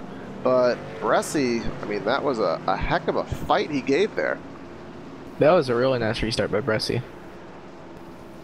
Is Bresci gonna, oh, fake out? Faking. But people pit behind him. The 38 is Shane Taryn, Bronson Stafford. Shane Taryn on back, essentially. Casey Shue, Kyle Zimmer, Brian McPrad, and 66 of Joel Holloway. But where we only had, what, a lap? I mean, they made it out of turn 2 pretty much is when they wrecked. So, 2 corners. Half a lap. I mean, the reference I like to use, they barely even took the sticker off the tires, but I guess we'll just see, shall we? You know what we haven't done yet? I don't know if this is really the best time to do it, but I think they'll be down for it. You want to see if we can grab someone and get their take on this last restart. Yeah, you want to get Bresci up here? I don't see Johnson in here. Yeah, Brandon, Brandon, you want to talk to Bresci? Thomas Bresci, Primetime Racing TV, get a copy. I got you guys. Well, we're late in the race here, and you're running runner-up right now. How does your car feel, and do you think you got a shot to win this thing? Yeah, the car's great, and I know I've got a shot to win this thing. I know I've got the speed in this car, and I know I'm faster than Dustin at points. I mean, I knew it from that first run of the race, and I just had to get, you know, if I can get by him, that's it. But I feel pretty comfortable I can get him here if I don't do something stupid. I feel pretty confident right now in at least this coming restart. All right, awesome. Looks like you guys will be taking probably 2 to green right now, so good luck on the restart, and maybe we'll see you in victory lane. All right, thanks a lot, guys. Enjoy the finish. Well, very confident Bresci there in the 24. Kind of surprising. We haven't really seen him be up there for the lead, but I mean, he knows what he has, and he thinks this race is his.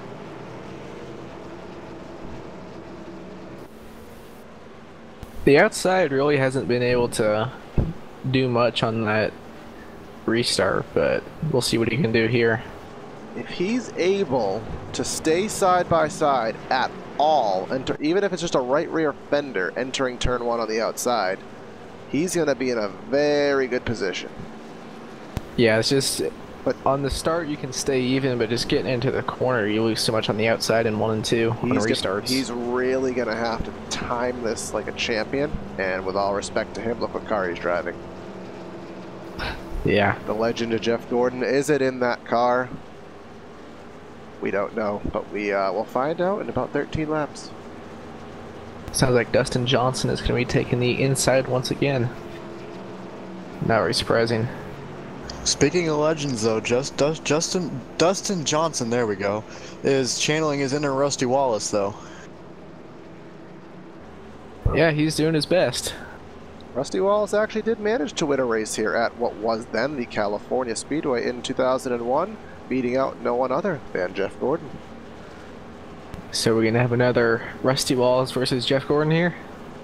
Well, that finish in particular, 2001, was nothing really to, I mean, it wasn't really that exciting of a finish, but those 2 cars in other races, particularly at Bristol, have had their share of temper. Yeah. 24 has been known, especially at Bristol in the past, to put that bumper to the 2 machine. I don't expect that here at Auto Club on iRacing with the Hardline Racing League, but I mean, if you want to win, I mean, you need that win. So once again, behind the pace car. These guys are getting double up, stacked up, and ready to go. I like saying that. You don't steal my catchphrases, Corey. That's just messed up. All right, I'll let you do the starting grid and you can mock my voice next time. No, that's your job. I won't take it. Banter aside, we are 2 turns away from, it'll be 11 laps left here for the Hardline Racing League Cup Series, live here on Primetime for the Auto Club 230, excuse me.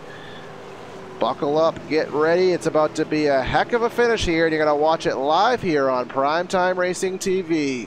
The iRacing.com pace car is about to take that hard left turn on the pit lane, and we will wait for the green flag and wait for this race to get underway. And there it is, green flag in the air, 11 laps to go in this race, and I don't think Bressi did not get the start that he wanted. Yeah, Bressi did not get the start he needed to right there. Number 7 hard on the back bumper of Bressi, though. Can that give Bressi the momentum that he needs into the corner? Not quite. He's going to try to hang on to second on the outside, excuse me. Bressi has a little bit of a push from the 7 machine of Cole Bagunia. Haven't talked about him at all. That was not enough, though. Trevor Ropolo, he's going to get in the mix and try to take second, and does, but here comes Bressi back for second. Side by side for second place off of turn number 4. Ropolo loses a little bit of grip off of turn 4, but he's going to stay side by side with Bressi. Oh, no! Contact for second place. What a save there. That could have been catastrophic. Luckily, it wasn't, but they're still side by side for second. Here comes Bressi to clear, and he does, and he needs to make a bunch of time up now, about half a second. The battle's not over yet. Ropolo looking down low. They're side by side once again going into turn number 3. Bressi driving in there real deep, trying to clear Trevor, and he does. He clears, but he opens up the door with that high line off of turn 4. Here comes Ropolo in the number 90. Haven't really seen any serious speed from him all race, but he's showing it here at the end. They're side by side behind them too. A battle for the positions all over this top 10 right now. They're 3 wide behind them. No room is being given right here between Bressi and Ropolo, not to be expected at this point in the race, but this is not what Bressi needed. Remember, he thought he had a chance, and he thought he had this race won. Bronson Stafford, again, haven't talked about him at all.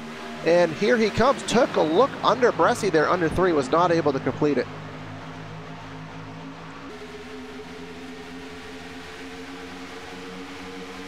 Check up on the primetime battle graphics, see what Trevor Ropolo is made of here. He's running a little bit quicker than Johnson. 1/100th faster. Here comes Bressi, dove it into turn 1 right there. Wow, what a move from Bressi off of turn number 2. 39 is looking to the inside once again, however, and don't look now. Here's the 38 on his bumper as well. We're going just to look. I want to look back. Oh! Almost around. What a save. The 39, what a save from him. Bronson Stafford. Got to go back on replay. I was actually looking at Bressi and how deep he drove it into turn 1. I don't think he's happy with Trevor Ropolo. But we're following now Bronson Stafford to the 39 underneath Bressi, as you said. Yeah, he just did his hardest to keep it off Bressi. He did so at the expense of himself, but that was a heck of a bit of driving. Yeah, I don't know how Bronson saved that car. He's that daggone good. Bressi falling back to the 3rd position, but he ducks it down below the 38. Now, can he make up any ground? Tearing on the outside, into the tearing wall. up into the outside wall. That's going to give Bressi the break he needs to get into 3rd, but now he has 1.3 seconds and Trevor Ropolo to pass to potentially get up to Dustin Johnson, and the laps are ticking away. What Bressi needs is right now is either a caution or for Trevor Ropolo to get up there and start racing Dustin. But remember here comes Casey Shue. Caution! Evan is in the air. Evan Black, what did you do? What did you do, Evan Black? Well, if they get back to the green, I'm not too upset about that caution. This is at the absolute breaking point of what we call the iRacing cutoff lap, where we don't have green-white checkers on iRacing yet, or hopefully yet. So this race is going to have to go through the full caution pit cycle, the full caution pace car cycle, and we're going to get, I'm going to say, a one-lap shootout. They're going to go back to green because right now there's no lap cars on the track, so they're not going to have to do the extra lap for them to pit. So at best, a green-white checker, at worst, a one-lap shootout. This is not over. So remember, we also had a green-white checker at Atlanta last. Was it Atlanta or was it Wednesday? I lose track of these broadcasts. Green-white checker, I believe, was. It was here, wasn't it? Wednesday. Yeah. So back-to-back for both the contender and the Cup Series. It's going to come down to a last lap or a 2-lap to go battle. And remember, it didn't end favorably. There was a big wreck coming to the white last broadcast Wednesday night. Now, what do you think? Do you think everyone's coming, or I think you got to pit. I think so too. I think you got to pit. Is it going to be for 2 or 4? I think you have to pit and but do you do the opposite? Do you stay out? Oh, everyone stays out except 4 staying out. 4 people staying out. So Shane Taryn, he's the first one to pit, and he's gonna, like you said, he's gonna, if he has 2 laps. If he has 2 laps, Shane Taryn's going to win this race. If he has 2 laps. If he has 1 lap, it's going to be one of the top 4. If he has 2 laps, the question is, do we make 2 laps? That's a good point. If they make 2 laps, I believe Shane Taryn's going to win this race. And it's a little, we did focus on it. I don't think you guys did, but us on the replay here, those watching the stream, we did look back at Trevor Ropolo and when Thomas Bresci drove the wheels out of it into turn 1. He tried getting to the back bumper of the 90. I do not think he is very happy with Trevor Ropolo right now. I could be wrong. I could be making up some drama, but that was some hard racing, some almost catastrophic contact on the front straightaway one lap. Yeah, I think Bresci was driving it a little bit harder than what he should have there. He was driving in too hard, and it was killing him on exit. Now, Kyle Zimmer took 2 tires in that pit stop and will be 5th on this restart. Kyle Zimmer and the Detroit Pistons SS here. So remember, 2 tires. Is it? I mean, it's better than no tires, but it's not quite as good as 4, obviously. Which, so 4 tires will be right on his outside in the 38 of Shane Taryn.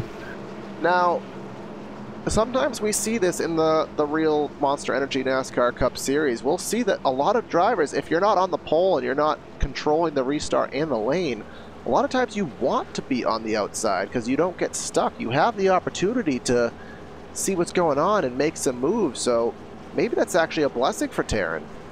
Yeah, I think he's in a good position because if they don't get going in front of him, he can just jump up to the outside. And we didn't get the 1 to go, so this is going to be a 1-lap shootout.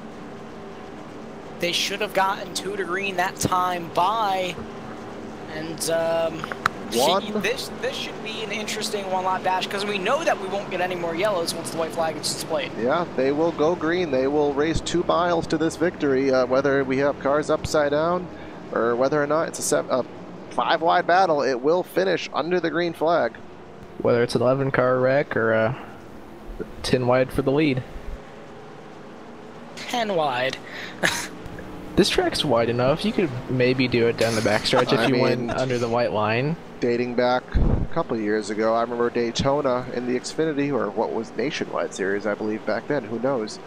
Who was it that won? It was James Buescher won at Daytona because he was like 11th, and there was a 10-car wreck ahead of him, dove to the apron, and passed everyone.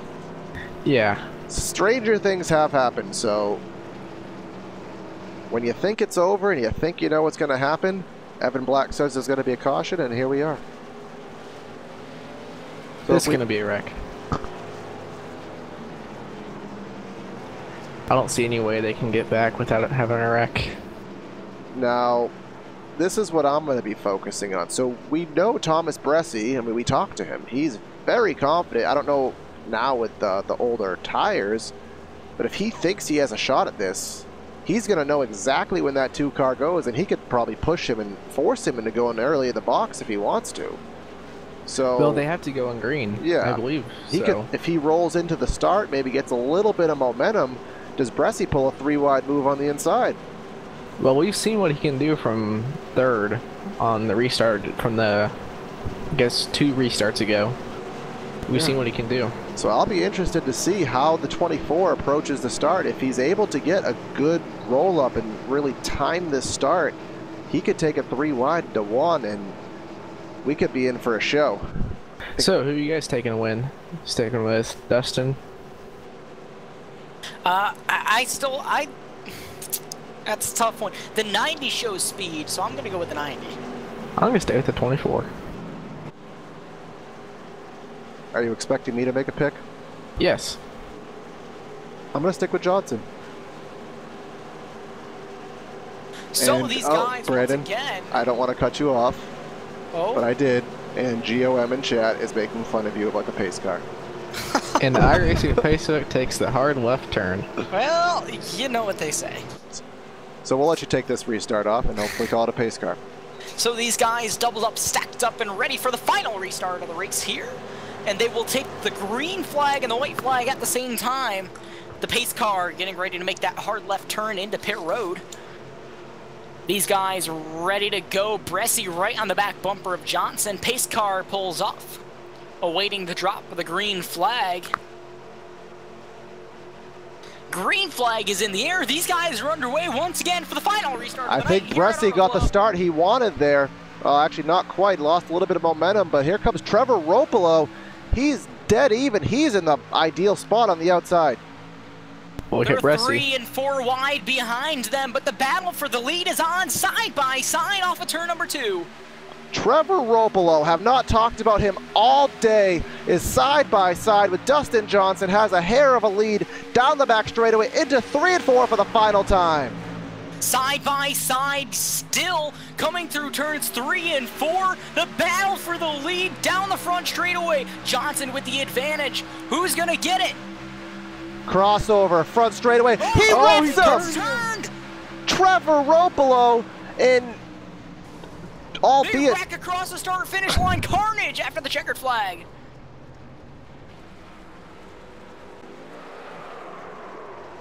He turned him.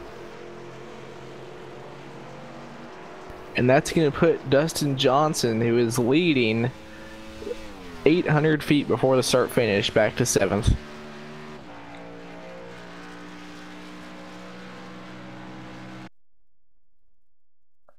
wow. I said they wouldn't make it back without wrecking. It just took a little longer than I thought. So we're watching here on the replay. We'll try to get the best camera we can.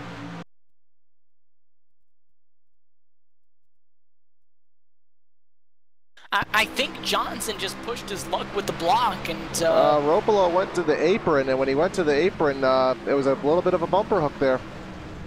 A little bit, a lot of a bumper hook.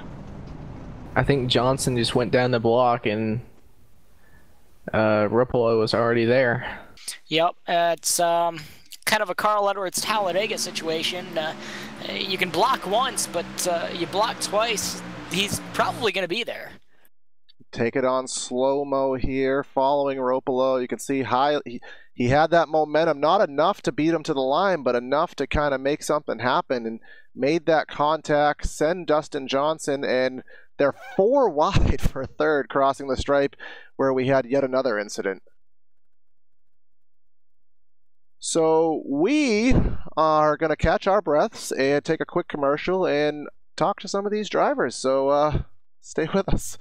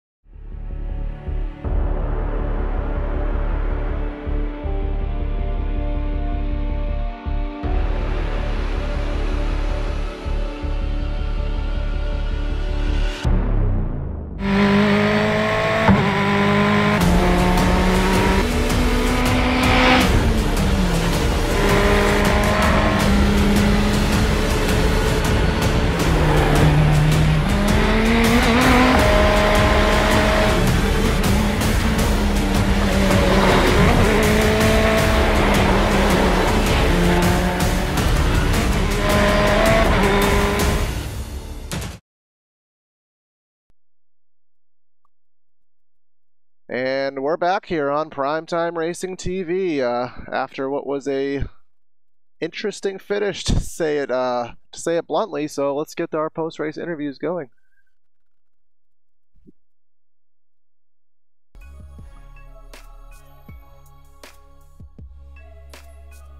Bronson Stafford, you got a Primetime TV. You got a copy. Yeah, I got you.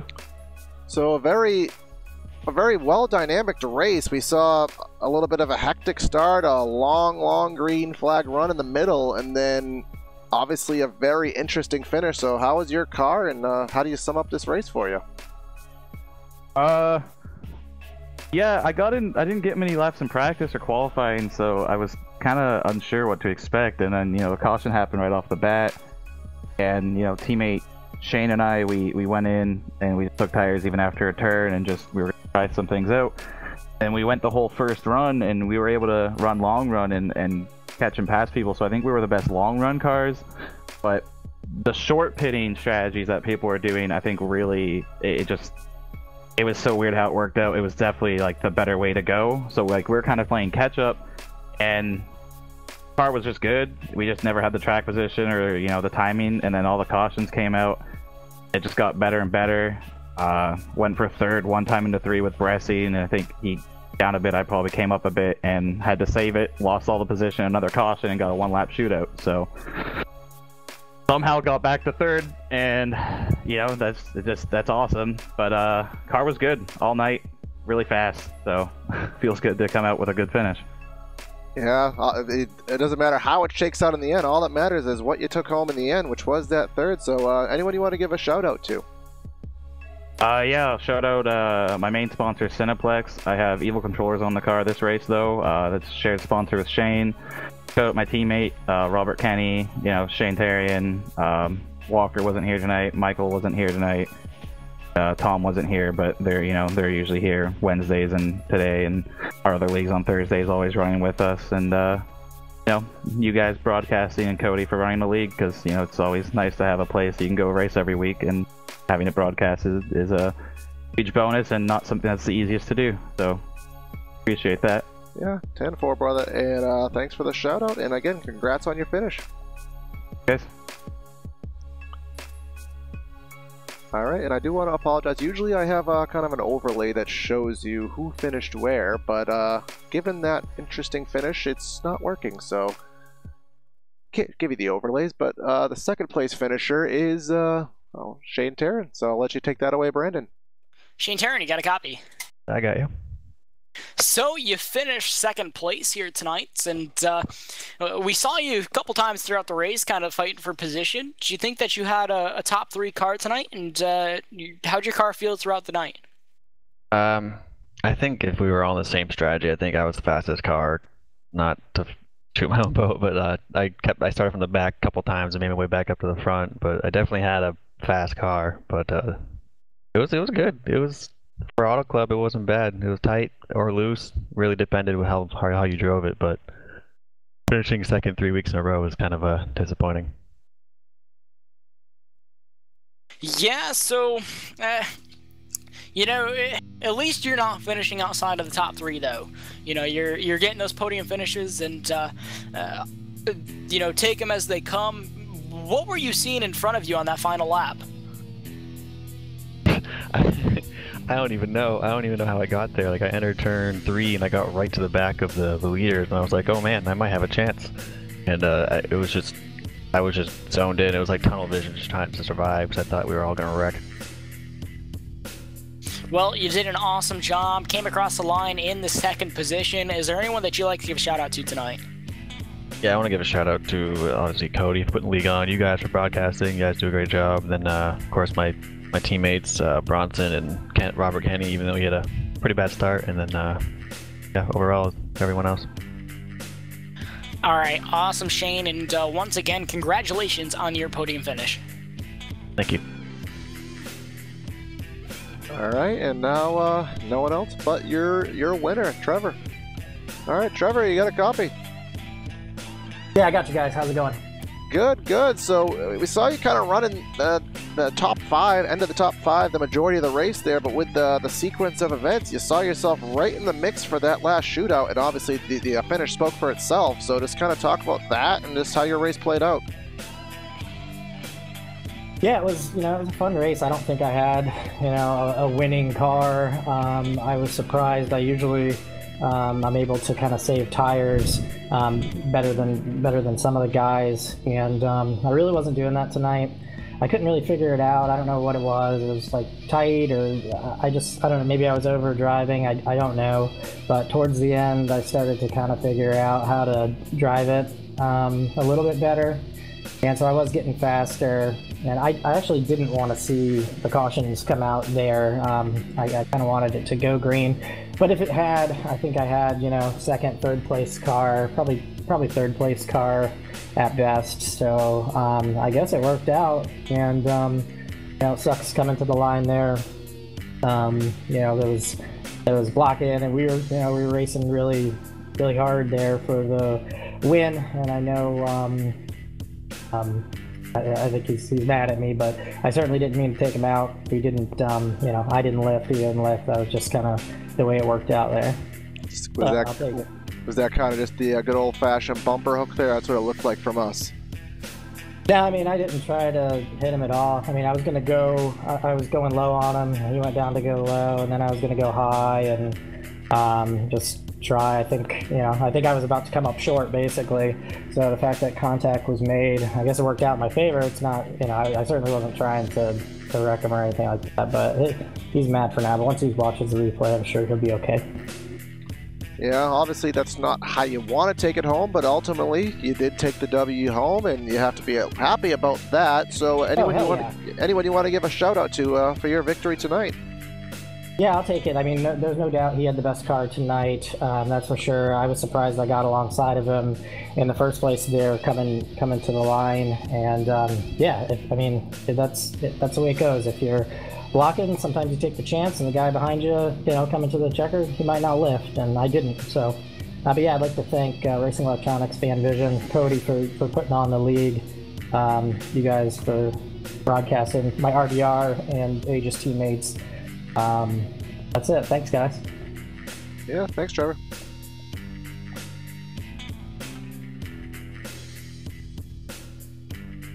What a race. Yeah.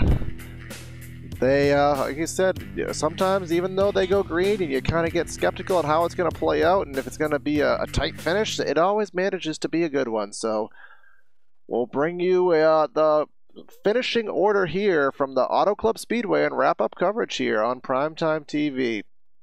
Now is the graphics working now? Yes, for some reason they're working now, which is a good thing. So with your victory here is Trevor Opolo here at the Auto Club Speedway, followed by Shane Tarrant, Bronson Stafford, Cole Bagunia, Briar LaPrade, Thomas Bresci, Dustin Johnson, you got a feel for him. Casey Shue, Kyle Souza, and Joel Holloway running out the top 10. We got Joel Holloway Kyle Zimmer in 11th, Tyrone Hensley in 12th, Joshua Adams in 13th, Cody Tabor in 14th, and right out the top 15 is Rusty Capel, Corey Blevins in 16th, Robert Kenny in 17th, and that's the field. And then we got Tanner Allen that did not start the race.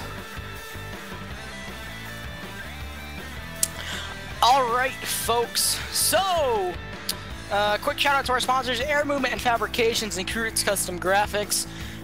We are ready to end it here today. From all of us with Primetime Racing TV, I'm Brandon Krutz here with Evan Black and Corey Silva.